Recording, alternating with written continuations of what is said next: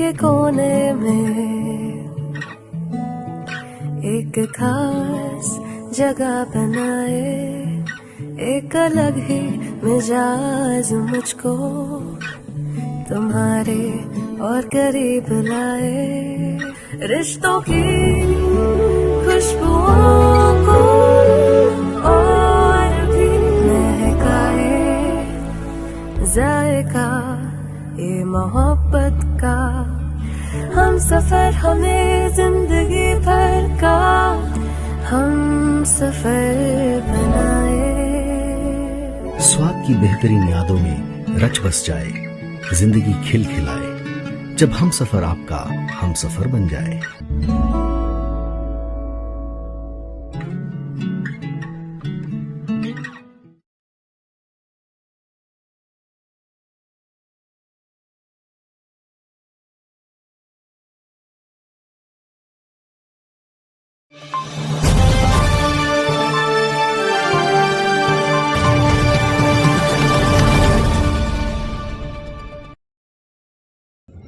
इस अवसर पर समय सैकड़ों बच्चों को दूध पिलाया गया। बोलानी गुरुद्वारा में कार्यक्रम आयोजित की गई, जिसमें टाउनशिप के अनेकों गणमान्य व्यक्ति उपस्थित रहे और दर्जनों उपस्थित अतिथियों को अंग वस्त्र देकर सम्मानित किया गया। आपको बताते चले कि कार्यक्रम में उपस्थित वक्ताओं ने कहा कि वीर बाल दिवस 10वें सिख गुरु सिंह 4 पुत्रों की शहादत को चिन्हित कर मनाया जाता है। गुरु गोविंद सिंह जी की शहादतों और उनके कुर्बानियों को धर्म और मानवता के लिए अपनी जान न्यौछावर कर देने वाले मुगलों के खिलाफ जंग ये डट कर खड़े हुए थे और देश व हिंदू धर्म की रक्षा के लिए अपना बलिदान दिया। वीर बाल दिवस के दिन प्रतिदिन और प्रति बलिदान का प्रतीक है, जिसमें धर्म के प्रति निष्ठा की सीख मिलती है। इस अवसर पर देश को भी इस चीज को मनाना चाहिए। आज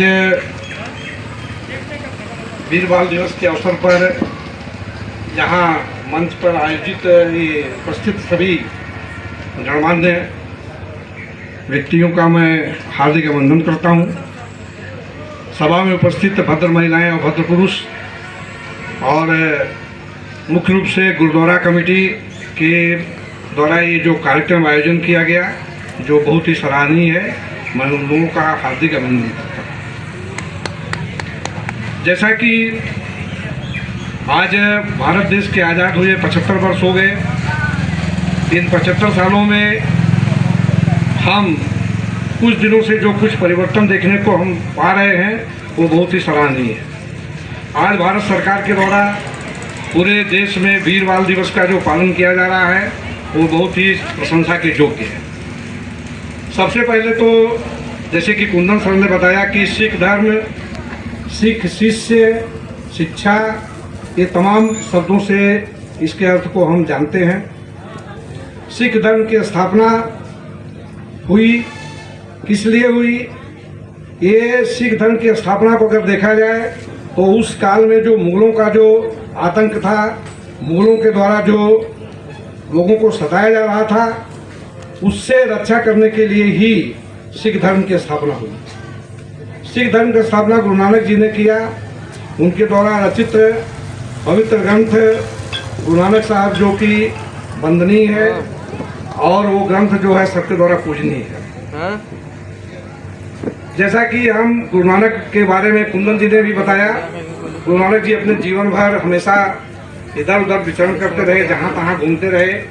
अनेक देशों की, अफगानिस्तान से लेकर के कहाँ कहाँ तक वो घूमे और लोगों को उन्होंने अपने शिक्षा के द्वारा, अपने उपदेशों के द्वारा बहुत कुछ सिखाया। उसी संबंध में मैं भी एक छोटी सी कहानी गुरु नानक जी के संबंधित बताऊंगा। गुरु नानक जी एक बार अपने शिष्यों के साथ कहीं भ्रमण पर निकले हुए थे, रास्ते से जा रहे थे, तो रास्ते में उन्होंने देखा कि एक बहुत बड़ी कोठी, एक बहुत बड़ा महल दिखाई दे रहा था, जिस पर 7 बड़े बड़े झंडे लहरा रहे थे। गुरु नानक जी ने अपने शिष्यों से पूछा कि ये झंडा जो है, जो लगा हुआ है, किस चीज़ का प्रतीक है? तो उसमें से किसी एक शिष्य को पता था, उसने बताया, गुरुजी ये झंडा जो एक बहुत बड़े सेठ के महल पर लगा हुआ है और जब उस सेठ के पास 1 लाख की संपत्ति हो जाती है तो वो अपने महल पर एक झंडा लगा लेता है। तो इसका अर्थ अब ये हो गया है कि इस सेठ के पास में 7 लाख की संपत्ति है। गुरुजी ने अपने शिष्यों के समूह को आदेश दिया कि चलो इस सेठ के पास आज चलते हैं। गुरुजी वहाँ जब पहुँचे, सेठ को पता लगा कि गुरु नानक जी आए हैं, एक बहुत बड़े महापुरुष हैं। वो दौड़ा दौड़ा उनके स्वागत में आया, अपने महल के अंदर ले गया, स्वागत सत्कार किया और गुरुजी का बहुत ही सत्कार करने के बाद गुरुजी ने कहा कि ठीक है, हम तो ऐसे रास्ते में जा रहे थे और तुम्हारा ये झंडा देख करके हम आ गए यहाँ पर। तो सेठ ने कहा कि गुरुजी बोलिए कि आपकी मैं क्या सेवा कर सकता हूँ।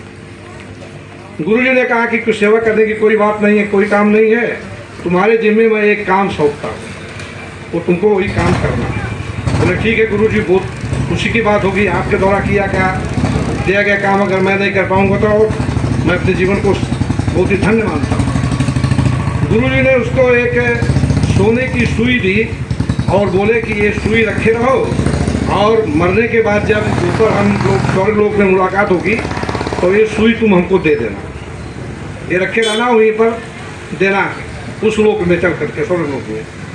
तो सेठ घबराया, बोला अरे गुरुजी वहाँ पर कैसे ले जा पाएंगे, सोने की सुई तो हम नहीं, संभव नहीं है ले जाना। तो बोले कि जब तुम ये 7 लाख की संपत्ति को ले जा सकते हो तो ये सोने की सुई तुम्हारे लिए क्या बड़ी चीज़ है। तब जा करके सेठ की आँख खुल गई। ऐसे गुरुजी जो है बने दृष्टांत दे करके, अनेक उदाहरण दे करके लोगों को शिक्षा देते थे और लोगों को सही मार्ग दिखाते थे। ये तो रही हमारे गुरुजी गुरु नानक जी की बात।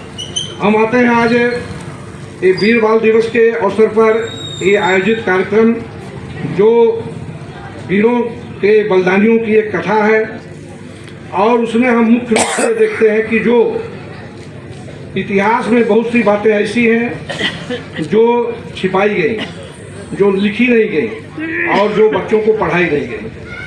आज आवश्यकता है मेरी ओर से मैं कहना चाहूँगा कि इतिहास में बदलाव किया जाए।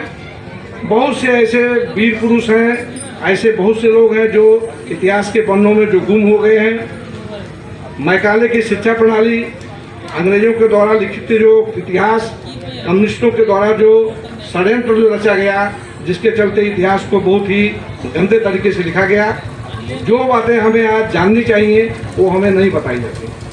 आज आवश्यकता है बच्चों को और नई पीढ़ी को उन बातों की जानकारी मिले और ऐसा होने से ही हमारा देश आगे जा सकता है। आज हमारी सरकार के द्वारा जो कदम जो उठाए जा रहे हैं वो कदम बहुत ही प्रशंसनीय है और मैं मुख्य रूप से अपने सुमन यादव और जो हमारे जो प्रेसिडेंट अभी हैं, क्या पोस्टर को तैयार नहीं आ रहा है, उनको मैं हार्दिक अभिनंदन करता हूं और ऐसे आयोजन करें और लोगों के मन में एक चेतना लाने का प्रयास करें। देश प्रेम की भावना, राष्ट्र की भावना को जागृत करते हुए हमें अपने समाज को बढ़ाना है। समाज में जो गिरे हैं, कुचले हैं, जो निर्बल हैं, उनकी सहायता करना हमारा परम कर्तव्य होना चाहिए और समाज में मेल जोल की भावना हो। सभी लोग मिलजुल कर रहे हैं तभी देश आगे बढ़ेगा, समाज आगे बढ़ेगा, देश की उन्नति होगी। मैं इतना कह करके अपना वक्तव्य शेष करता हूँ।